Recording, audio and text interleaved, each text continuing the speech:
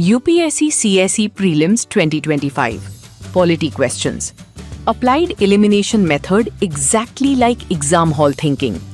ये सिर्फ फैक्ट्स रटने का गेम नहीं है, ये यूपीएससी को एग्जाम हॉल के अंदर टॉपर्स की तरह सॉल्व करने का तरीका है। मेमोरी से पहले एलिमिनेशन, क्योंकि आज का यूपीएससी प्रीलिम्स मेमोरी टेस्ट नहीं रहा, ये कॉन्स्टिट्यूशनल लॉजिक का एग्जाम बन चुका है। आज हम यूपीएससी प्रीलिम्स 2025 के पॉलिटी क्वेश्चंस को एग्जैक्टली वैसे सॉल्व करेंगे जैसे एक सीरियस एस्पिरेंट एग्जाम हॉल में सोचता है। चलिए शुरू करते हैं। क्वेश्चन 1, पंचायत। क्वेश्चन कहता है कंसिडर द फॉलोइंग स्टेटमेंट्स। पहला, कॉन्स्टिट्यूशन सभी स्टेट्स में 3 tier structure of panchayat provide करता है। दूसरा, पंचायत का मेंबर बनने के लिए एज 30 इयर्स होनी चाहिए। तीसरा, कॉन्स्टिट्यूशन गवर्नर को पंचायत को फाइनेंशियल पावर्स देने का प्रोविजन देता है। और पूछा गया है कितनी स्टेटमेंट्स इनकरेक्ट हैं। अब इसे एलिमिनेशन से सॉल्व करते हैं। सबसे पहले स्टेटमेंट 2, एज 30 इयर्स। ये सबसे इजी किल है। यूपीएससी को एज ट्रैप्स बहुत पसंद हैं। फेमस कॉन्स्टिट्यूशनल एजेस याद रखो। MLA 25, MP 25, president 35, panchayat 21। तो 30 इयर्स क्लियरली गलत है। Statement 2 incorrect. अब statement 1, 3 tier structure in all states. यहाँ ध्यान दो, वर्ड है ऑल, और यूपीएससी में एब्सोल्यूट वर्ड्स डेंजरस होते हैं। ऑल, ओनली, ऑलवेज, इन पर डाउट करो। एक्सेप्शन एग्जिस्ट करता है। जिन स्टेट्स की पॉपुलेशन 20 लाख से कम होती है वहां इंटरमीडिएट लेवल कंपलसरी नहीं होता, तो ऑल स्टेट्स गलत है। स्टेटमेंट 1 भी इनकरेक्ट। अब स्टेटमेंट 3, गवर्नर फाइनेंशियल पावर्स देता है। सुनने में सही लगता है, लेकिन वर्डिंग ही ट्रैप है।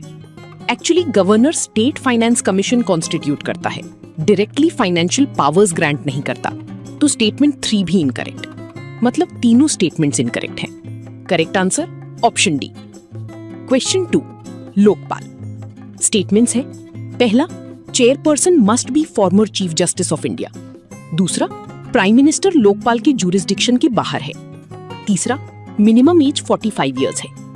अब एलिमिनेशन लगाते हैं। सबसे पहले स्टेटमेंट 1, फ्रेज देखो, मस्ट बी।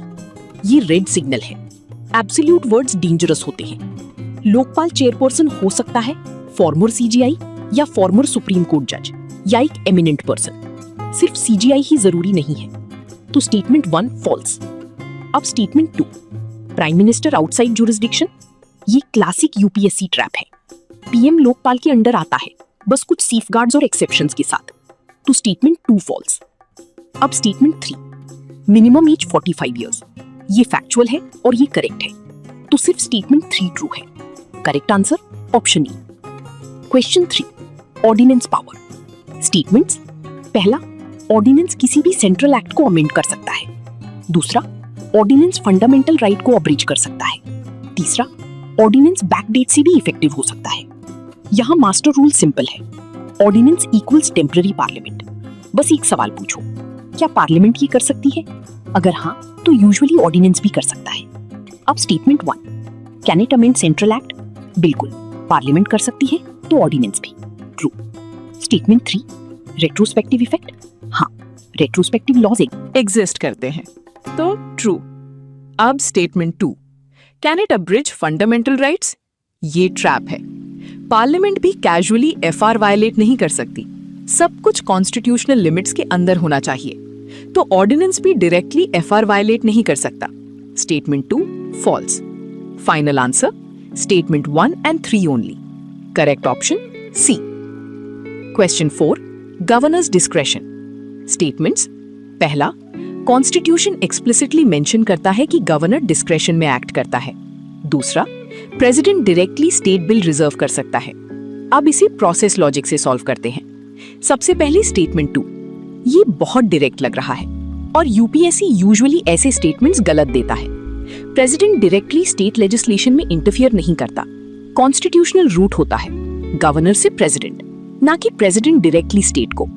तो स्टेटमेंट 2 फॉल्स। स्टेटमेंट 1 करेक्ट है। कॉन्स्टिट्यूशन गवर्नर के डिस्क्रेशनरी पावर्स को रिकॉग्नाइज करता है। तो only statement 1 true. Correct answer option A. Question 5, interstate council. कौन सी कॉन्स्टिट्यूशनल बॉडीज हैं? पहला, इंटरस्टेट काउंसिल। दूसरा, नेशनल सिक्योरिटी काउंसिल। तीसरा, जोनल काउंसिल्स। अब बॉडी क्लासिफिकेशन ट्रिक यूज करो। अगर बॉडी फेडरल कोऑपरेशन वाली लगती है, ज्यादा चांस कॉन्स्टिट्यूशनल होने का। अगर सिक्योरिटी या एडमिनिस्ट्रेटिव लगती है, यूजुअली एग्जीक्यूटिव या स्टैट्यूटरी होती है। Interstate council centre state relations handle करता है। Article 263 clearly constitutional, true. National security council modern executive body, constitutional नहीं, फॉल्स। जोनल काउंसिल्स एडमिनिस्ट्रेटिव और स्टैट्यूटरी, कॉन्स्टिट्यूशनल नहीं, फॉल्स। सिर्फ एक कॉन्स्टिट्यूशनल बॉडी है। Correct answer option A. Question 6, constitutional amendment and state ratification. किन चीजों के लिए हाफ ऑफ स्टेट लेजिस्लेचर्स की रैटिफिकेशन चाहिए? पहला, यूनियन लिस्ट। दूसरा, extent of executive power of state. तीसरा, conditions of office of governor. अब मेगा फेडरलिज्म रूल यूज करो। अगर क्वेश्चन फेडरल स्ट्रक्चर को टच करता है, स्टेट रैटिफिकेशन चाहिए। अगर सिर्फ ऑफिस डिटेल्स है, रैटिफिकेशन नहीं चाहिए। Union list, federal code, yes. State executive power, again federal, yes. Governor की कंडीशंस ऑफ ऑफिस, सिर्फ ऑफिस डिटेल्स, नो। तो statement 1 and 2 only. Correct answer option A. Question 7, governor immunity. Statements, पहला, governor court को answerable नहीं होता। दूसरा, tenure के दौरान क्रिमिनल प्रोसीडिंग्स नहीं चल सकती। तीसरा, एमएलए को हाउस के अंदर स्पीच के लिए इम्यूनिटी मिलती है। अब इम्यूनिटी रूल यूज करो। प्रेसिडेंट और गवर्नर जैसे हाई कॉन्स्टिट्यूशनल ऑफिसेज को स्ट्रॉन्ग प्रोटेक्शन मिलता है और लेजिस्लेचर के अंदर प्रिविलेज शील्ड होता है। तीनों स्टेटमेंट्स इसी पैटर्न में परफेक्टली फिट होते हैं, कुछ अनयूजुअल नहीं। All are true. Correct answer option D. Question 8, anti defection. Statements, पहला, प्रेसिडेंट डिस्क्वालिफिकेशन डिसाइड करता है। दूसरा, पॉलिटिकल पार्टी कॉन्स्टिट्यूशन में मेंशन नहीं है। यहां शॉर्टकट फेमस है। Anti defection equal speaker, not president, immediate elimination. Statement 1 false और पॉलिटिकल पार्टी 10th शेड्यूल में क्लियरली मेंशन्ड है, तो स्टेटमेंट 2 भी false. Final answer neither 1 nor 2। Correct answer option D. Question 9, fundamental rights, DPSP and fundamental duties. Match करना है। Separation of judiciary, heritage protection, child labour prohibition. Golden memory rule याद रखो। Protection means fundamental rights, promotion means DPSP, citizen responsibility means fundamental duty. अब apply करो। Separation of judiciary, state का policy goal, DPSP. Heritage protection, citizen responsibility, fundamental duty. Child labour prohibition, enforceable protection, fundamental right. तीनों mappings correct हैं। Correct answer option C. और यही real UPSC method है। पहले eliminate करो, फिर वेरीफाई करो, फिर मार्क करो।